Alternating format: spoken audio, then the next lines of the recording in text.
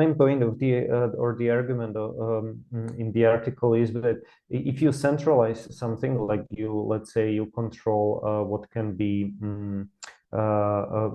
you control the dials and like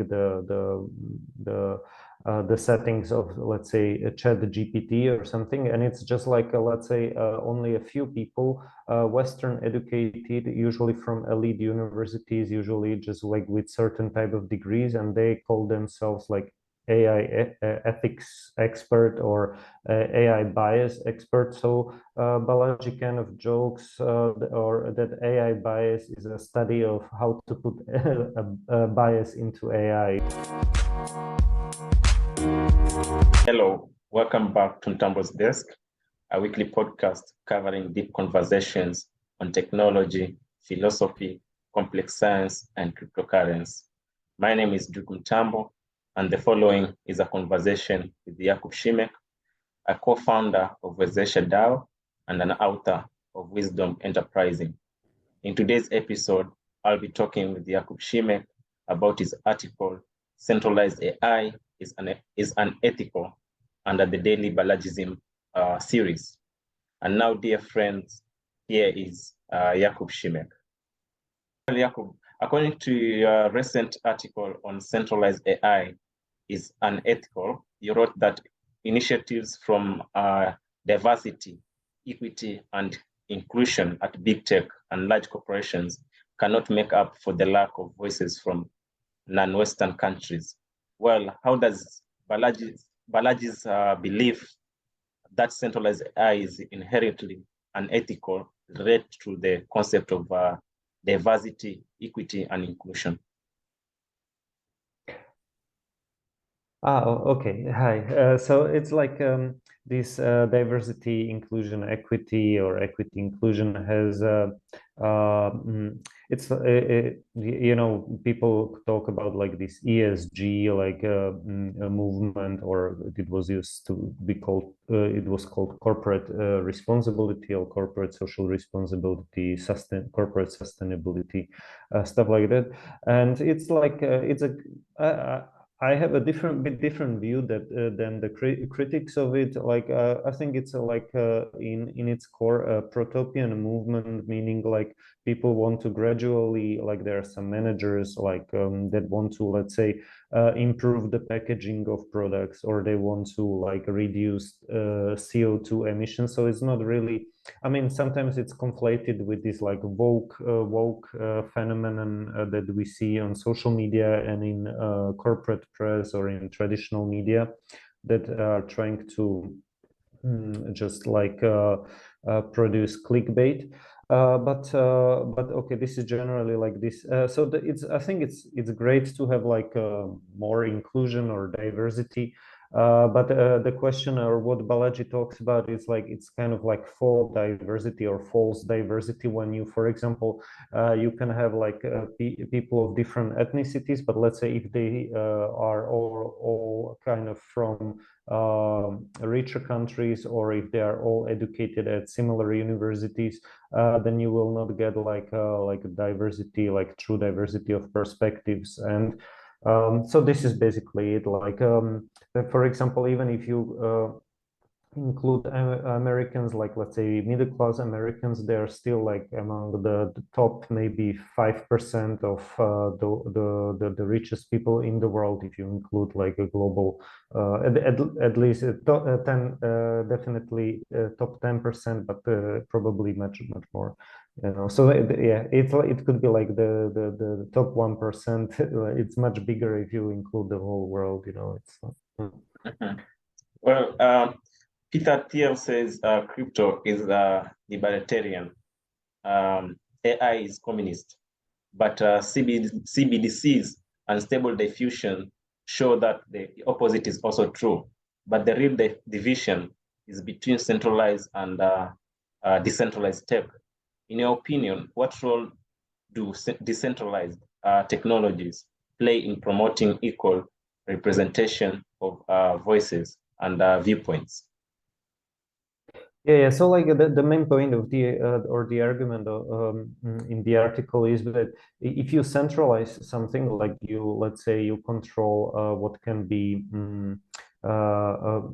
you control the dials and like the settings of, let's say, a chat GPT or something, and it's just like let's say only a few people, Western educated, usually from elite universities, usually just like with certain type of degrees, and they call themselves like AI ethics expert or AI bias expert. So Balaji kind of jokes or that AI bias is a study of how to put a bias into AI, you know. So it's basically the best way how to get diversity is just like to decentralize more. So like let's say you could decentralize the AI and like make it available to everyone. So let's say Kenyans can produce their stories, and let's say you can go like fractal, so it can be like various tribes in Kenya can produce their stories, you know.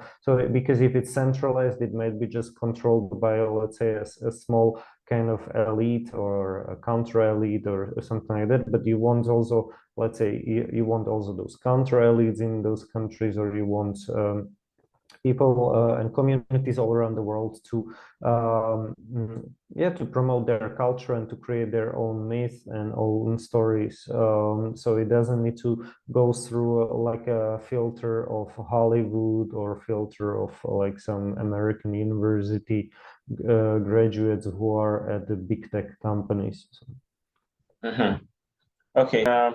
Yeah. So as you mentioned, Balaji, jokes that the study of AI bias involves understanding how biases from the old WASP establishment are incorporated into AI systems.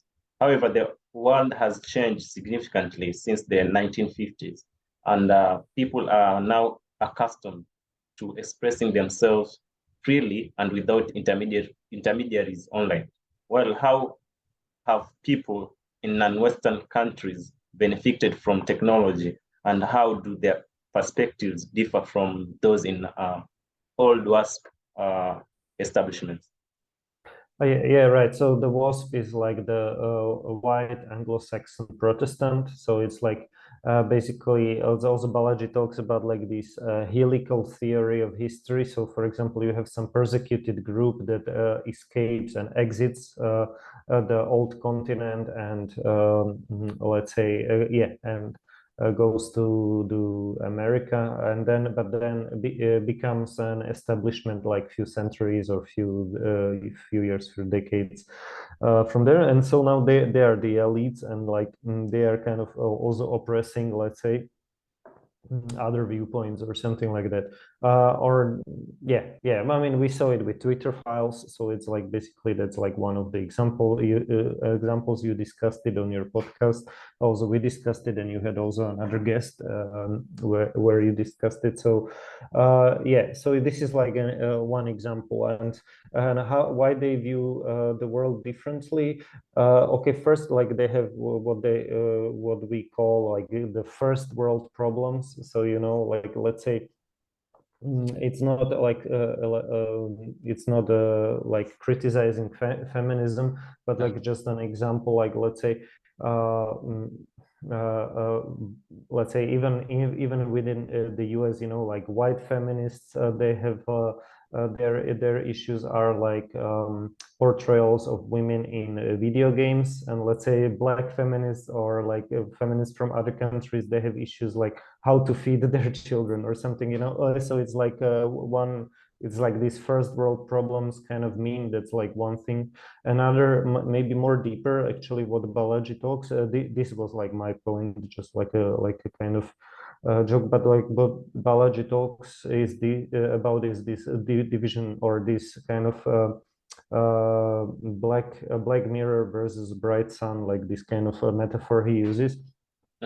So while the WASP establishment kind was disrupted by technology, because the revenue of media traditional media fell from like 70 billion to 17 in a couple of years, like in the previous decade, like, or from 2000 something, I don't know, 8 or something like that, 2014. I don't remember those dates now, but it's like it was quite very rapid after Google News and after Facebook and these other big tech kind of stole their advertisers.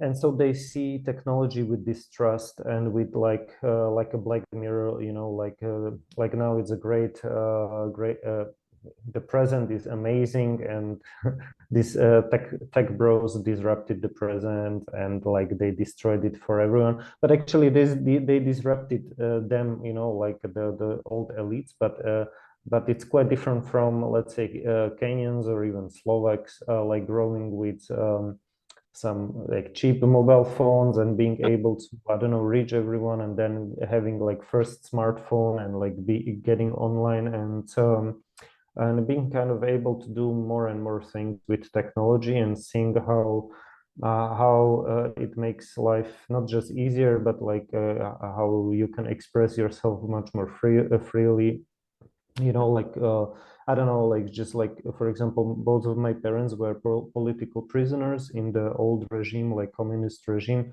and so now I can you know, I can like tweet, I can discuss, I can, I don't know, post where I want my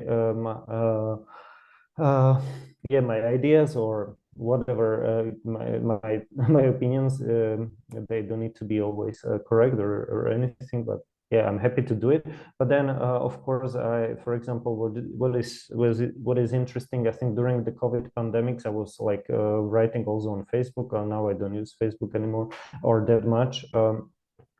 But I was like, I don't know, discussing like the economic situation, and the aid that was provided, or like the insufficient kind of support, let's say, for small businesses, or the lockdowns, or the vaccines. And actually, I was quite pro vaccines, but I was also like pro Eastern vaccines.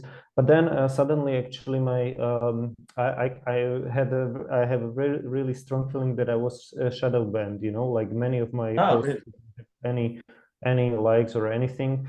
And before then, I was quite actually like popular on Facebook, like relatively, at least with certain people. So I mean, I want to investigate it once I have a time. But it's like it's not that I Oh, want to, you know. But like after these Twitter files and everything, yeah, it's like, okay, when they did it on Twitter, probably they were doing it like everywhere. And I yeah. mean, I knew kind of, I had this sense like this must be something is off, you know. But I just exited Facebook basically. I stopped using it that much, and I went on Twitter. But of course, the reach on Twitter, at least in Slovakia, is much smaller. But at least I focused on myself. But it's kind of interesting, like mm, yeah, to see like kind of history repeating itself. But of course, no, it's just rhymes. It's not it's not the same because I can't. It's not like I was put in prison or anything, or it's Yeah. just like, so therefore it's kind of strange, because you are kind of free to express, and of course, even after Elon Musk, you get like this freedom of speech, but not freedom of reach. So, but the main point is, can you have like a smart regulators of, let's say, those platforms? So, and not just smart, meaning like, so they don't ban the wrong people, and they don't allow the wrong people. So it's like they should ban like. Or so they shouldn't ban the right people and allow the wrong people, meaning like, let's say, some scammers or something. And so it's like smart regulators, and have like a good kind of rate of false positives and false negatives. But that's also what Balaji talks about these like smart regulators, how like the point is not to have any like to have no regulation, but to have smart regulation. So of course you have bad actors on various platforms, but yeah, but this is like yeah, going back to your question about the old establishment. So yeah, they might see, or they see the world differently, and especially the technology differently. Let's say from you and me. And it's okay, they can have their own viewpoint or something, but they shouldn't apply it like, or think that this is the sacred and the universalist, and everybody has to have this like Black Mirror viewpoint that they share. Okay. Okay. In your article, you also mentioned Chimanda Ngozi Adichie's concept of the danger of a single story. Apply how? Okay. How does this apply to the representation of people in non-Western countries? Yeah, I mean, usually there is only one single, like the Westerners, they have this like one single story, let's say, of Africa as a place of a catastrophe, of where all the catastrophes are happening, because that's what people see in the movies, and it's like the stereotypes, you know, it's of course you have also beautiful nature or something, but it's always like just like these kind of yeah, just these kind of stories. And people, maybe I don't know how it's now, but it was like some years ago there was some kind of survey, and I think only 2% of Europeans are actually recognized like M-Pesa and like this mobile banking revolution that actually happened in 2007. So Wow. it's like now it's going to be like 16 years that you are kind of ahead of us. Okay, now like many people pay with smartphones, like, but not so many as in Kenya back in 2007. So I think you're still ahead of us.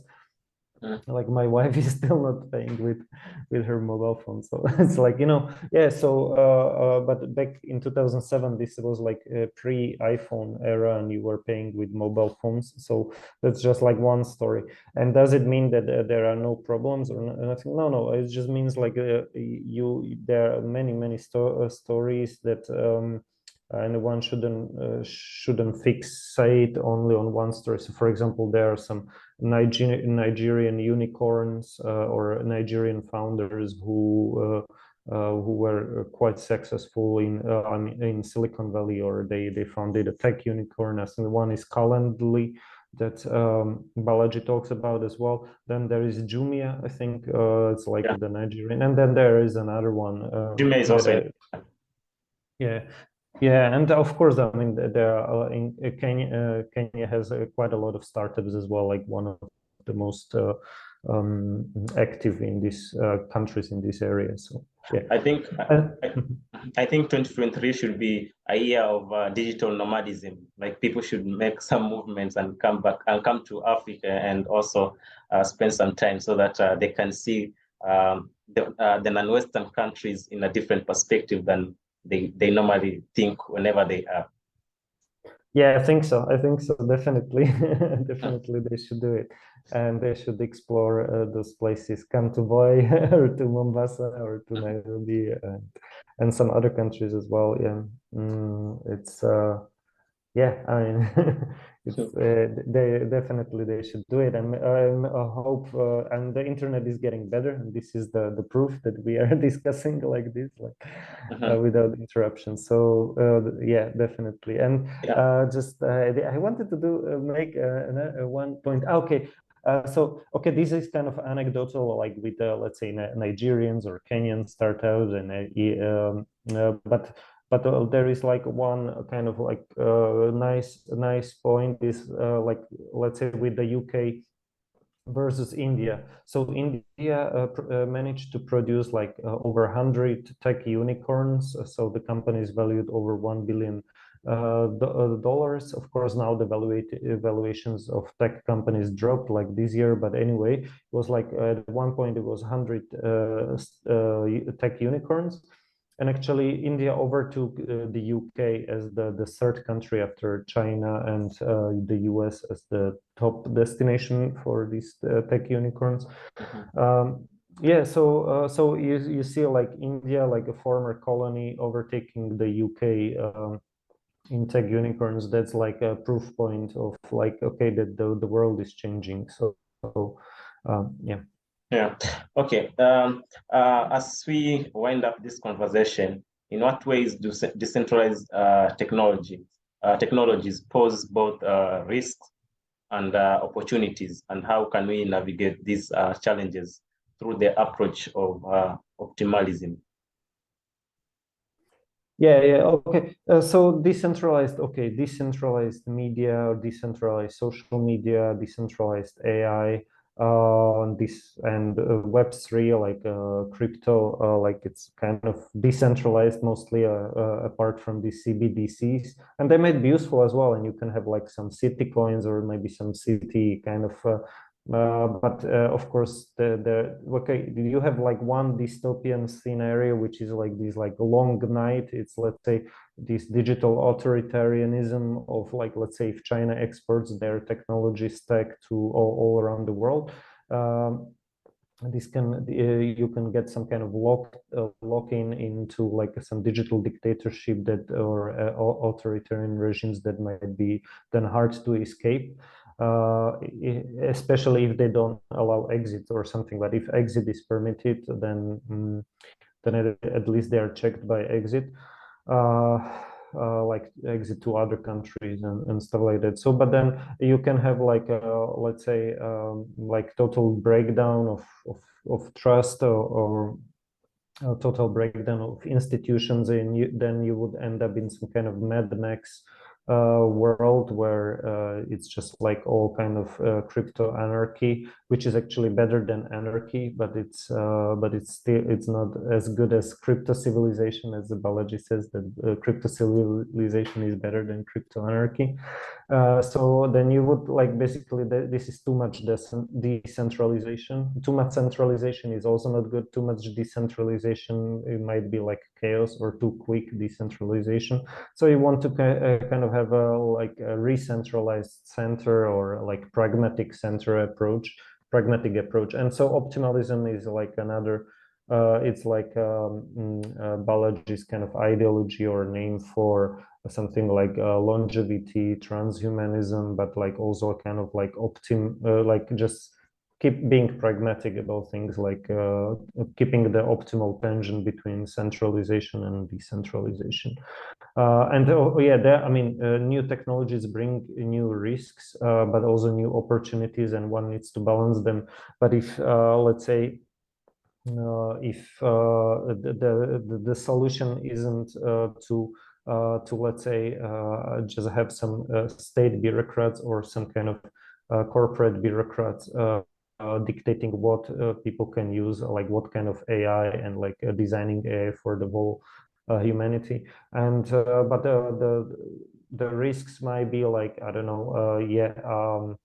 For example, yeah, people had this like with the deep fakes, there was this risk, but like people can create, let's say, deep fakes, and it can drive, let's say, some online mobs, or like kind of hysteria, or like some kind of, let's say, protests, and like what we've seen, let's say, in summer 2020 in the US, let's say, that some riots, and imagine something similar being sparked by some deep fakes. But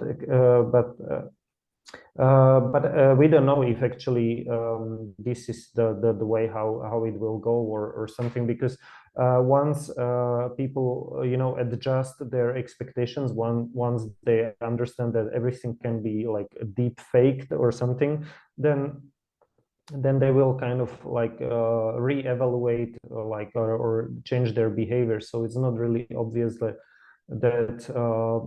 people will get tricked for long, like by these technologies, but actually using Chat GPT or something like that for producing like some kind of text-based disinformation or something might be actually more dangerous than like some visual like photos or videos. It's like okay, so every technology has has downsides, and it should yeah, but like the problem is that currently there is a lot of focus on the negatives in the Western press, and maybe not so much focus on the positive. So it can go you can be there can be mismatch on in both directions, or like kind of, yeah. Well, thank you, Jakub, for your time once again at Mtambo's desk. Thank you, Duke, and Happy New Year. And yeah. Happy New Year to you. Well, that brings us to the end of this episode. If you enjoyed listening to Mtambo's Desk podcast, please subscribe, give this episode a thumbs up, and be sure to come back next week for another episode. Until then, this is Duke Mtambo, and don't forget to do good always.